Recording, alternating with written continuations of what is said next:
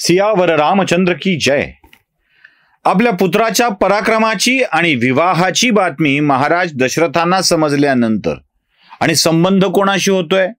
विदेह राजा जनकाशी, ज्याच्या धर्मात्मा होण्याचा संदर्भ देऊन लोक सांगत असतात. जनकानी जे सांगितलंय ते खरंच असलं पाहिजे, ते खरंच असतं असं उदाहरण ज्याच्या वर्तनाचं दिलं जातं, अशा जनक राजाची कन्या आपली स्नुषा होणार आहे, आपल्या पुत्राची भार्या होणार आहे, याचा आनंद दशरथांना झालेला आहे.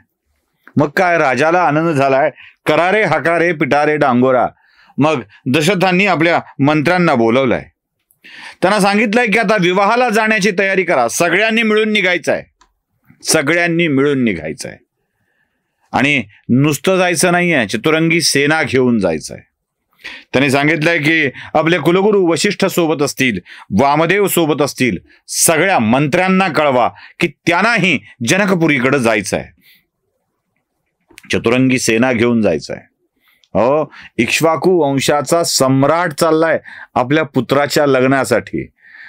आपण काहीच नसतो हो, आपण गावात काहीच नसतो, पण तरीही दारात मांडव टाकून लग्न करायचा आग्रह किती लोकांचा असतो आणि लग्नाचं वराड किती लोकांचं असतं. आता नाही म्हणायला 1000 लोकांचं वराड तरी कोणत्याच राज्याचे काय, आपल्या घराचे सम्राट नसणाऱ्यांचा सुद्धा असतो. म्हणजे आपल्या घरातले सुद्धा सम्राट नसतात, कोणीतरी अन्यच चालवत असतं. म्हणजे लेकाचं लग्न म्हणल्यावर याला बोलव, त्याला बोलव, त्याला बोलव चालू असतं. दशरथाची अवस्था तशीच झाली हो, तशीच झाली आहे.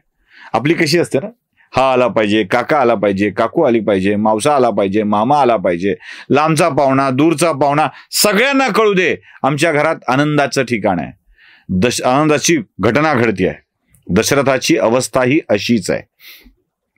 चला चला लवकर जायचं आहे हे पण आहे, कारण आजचा दिवस गेला तर पोचायला उशीर होईल, आणि पोचायला उशीर म्हणजे पुढच्या सगळ्या गोष्टीला उशीर होत जाईल. त्यामुळे जनकाने आपल्या अन्य पुत्रांनाही सोबत घेतलाय. खरं तर विश्वामित्रांच्या सोबत 2च गेले होते, राम आणि लक्ष्मण. इकडे भरत आणि शत्रुघ्न होते. भरत आणि शत्रुघ्नालाही सोबत घ्यायचं आहे, सगळ्या आपल्या कुलगुरूंना सोबत घ्यायचं आहे, ऋषी मुनींना सोबत घ्यायचं आहे, मंत्र्यांना सोबत घ्यायचं आहे, सुमंत्रांना सोबत घ्यायचं आहे, आणि सगळ्यांना सोबत घेऊन दशरथाला निघायचं आहे. मग अगदी सुरुवातीला वशिष्ठ कुलगुरू, वामदेव, जाबाली, कश्यप, दीर्घजीवी आणि मार्कंडेय मुनी, या मुनींचा काफिला चाललाय. समोर थोडीशी सेना, अग्रभागावर सगळे मुनी ऋषी हे चाललेले आहेत. मधल्या भागामध्ये मग महाराज दशरथ, त्यांचे पुत्र आणि मागून सगळी चतुरंगी सेना अशी निघालेली आहे. काय विलक्षण दृश्य असेल ना ते, काय विलक्षण दृश्य असेल. चतुरंगी सेनेला घेऊन महाराज दशरथ अयोध्येकडे निघालेले आहेत. येणाऱ्या तीव्र वेगाने येणाऱ्या, म्हणजे बघा काय दशरथांच्या मनामधल्या भावना असतील. प्रचंड वेग धारण करून येणाऱ्या दूतांनी मिथिला ते अयोध्या हे अंतर 3 रात्रीमध्ये पार केलेलं होतं. 4थ्या दिवशी ते पोचलेले होते, 3 रात्रीत पार केलेलं होतं. आता ते वेगाने आले होते म्हणून 3 रात्री. दशरथही त्याच वेगाने जात आहेत आणि 3 रात्रीत पोहोचतायत. म्हणजे दिवसाचा वेळ सुद्धा कमी केलाय, बाकी काही नाही. प्रवास प्रवास प्रवास. राम की शादी है भाई. रामाचं लग्न असल्यावर एवढा आनंद तर जन्मदात्याला असणारच ना. माझ्या रामाचं लग्न, माझ्या रामाचं लग्न, आणि तेही जनकपुरीच्या सीतेशी लग्न आहे. बस प्रचंड वेगाने पावलं तिकडे जाऊ लागलीत. चतुरंगी सेनेसहित हा वेग धारण केलाय. दूत तरी फक्त अश्वावर आलते. दशरथाचा वेग तर कसा आहे, मनाचा वेग धारण करता आला असता दशरथाला तर तोही केला असता. दशरथ त्या वेगाने निघालेला आहे. सोयरपण चांगलं मिळालं ना की पोराचा बाप असा खुश होतो. आणि लक्षात ठेवा सगळ्या पोरांच्या बापानो, लक्षात ठेवा, आलेली सोयरीक स्वीकारायची म्हणून वेगे वेगे धावू म्हणत महाराज दशरथ निघालेले होते. म्हणून चांगली पत्नी मिळाली. आपण पोरीच्या घरच्या माणसाला अडवून नाडवून अधिक मिळवायचा प्रयत्न करणार असू तर वस्तू आणि पैसा मिळेल, पोरगी ती चांगली मिळाली पाहिजे ना. आपली गडबड कुठे आहे? पोरगी चांगली मिळत नाही इथे आहे. दशरथाला कळलं होतं की रामाचा विवाह सीतेशी होणार आहे, जानकीशी होणार आहे, मिथिला नरेशाच्या कन्येशी होणार आहे, मैथिलीशी होणार आहे. मग काय, एवढं पुण्य पदरात की ती कन्या आपल्याकडे येते. दशरथ अयोध्येला पोहोचेपर्यंत इकडे जनकाच्या मनामध्ये सुद्धा काही विचार येत आहेत. तो म्हणतोय लग्न पोरींचं आहे मुनीवर. मग पोरीचं लग्न असल्यावर सगळ्या भावकीला बोलवलं पाहिजे, आणि भावकीला नाही बोलवलं तर काय होणार. म्हणून त्यांनी सांगितलं की माझा एक भाऊ आहे, त्याचं नाव कुशध्वज. हा कुशध्वज सांकाशा नगरीचा राजा आहे. सांकाशा नगरीचा राजा आहे. या सांकाशा नगरीच्या राजाला सुद्धा बोलावणं धाडलं पाहिजे. मग एक दूत कुशध्वजाला बोलविण्यासाठी गेला.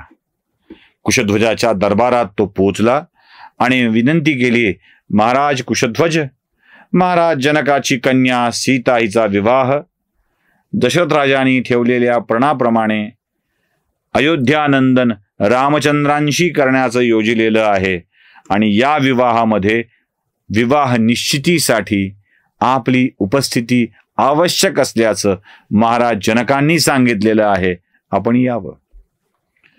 भावकीचा विचार नाही केला कुशध्वजानं. मला विचारलं होतं का, पाहुणे बघताना सांगितलं होतं का, सोयरिकीला बोलावलं होतं का, असले पानसट विषय नाही करत बसला तो. म्हणजे त्याला कळलं होतं की हा पण आहे आणि हा पण पूर्ण झाल्यावर विवाह निश्चित होणार आहे. भावाच्या घरी लग्न आहे, मला गेलं पाहिजे, मला गेलंच पाहिजे. लक्षात ठेवा, कुळ एकत्र कधी राहतं? दोन भावांच्या मधला हा संवाद कायम असेल तर. शब्दे विन संवादू. रामायणातून काय शिकावं, रामायणातून काय शिकावं, धर्मग्रंथातून काय शिकावं, कथांच्या मधून काय शिकावं, पुराणांच्या मधून काय शिकावं, तर हे शिकावं. दशरथाला जनकाने निरोप पाठवला की माझ्या कन्येसोबत विवाह करण्याचं योजिले आहे, आपण यावं. तू कोण ठरविणारा?